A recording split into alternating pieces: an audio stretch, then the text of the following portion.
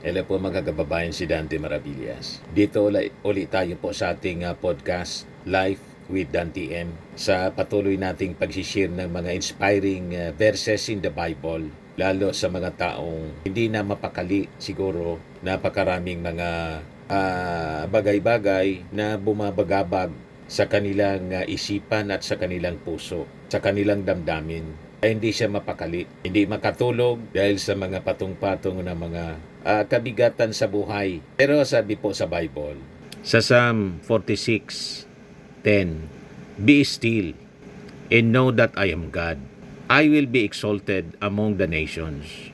I will be exalted in the earth. Sabi nga, kalma lang, relax, be still, huwag masyadong magalaw. Ganon mga kababayan, ang ating Panginoong Diyos Ama sa langit. Kailangan lang po tiwala So tanda natin mga kababayan that in the midst of life chaos, yung ating Panginoon iniimbita tayo to be still and recognize His sovereignty.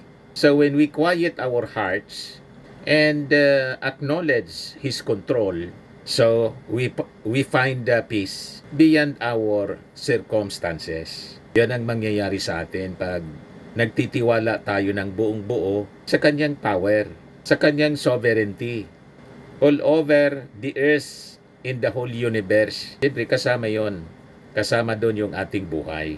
So this is a reminder mga kababayan that no matter how uncertain life feels, yung ating Panginoong Diyos Ama, He is always in charge. Ganun po. Kaya relax, be still. Sabi sa Salmo, be still and know that I am God. Yan ang ating Panginoong Diyos Ama na nagbibigay sa atin ng assurance. Relax. Huwag masyadong nag-iisip ng kung ano-anong kabigatan at kaguluhan sa buhay. Kahit anong gulo sa ating mundo, ang ating Panginoon still in charge.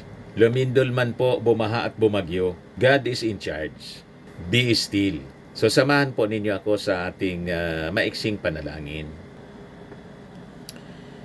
Heavenly Father, Lord God, help me to be still and trust that you are in control of every situation. Amen.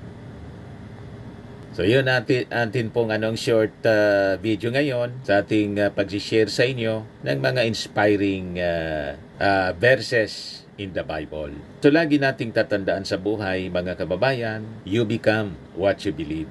Bye-bye po. God bless.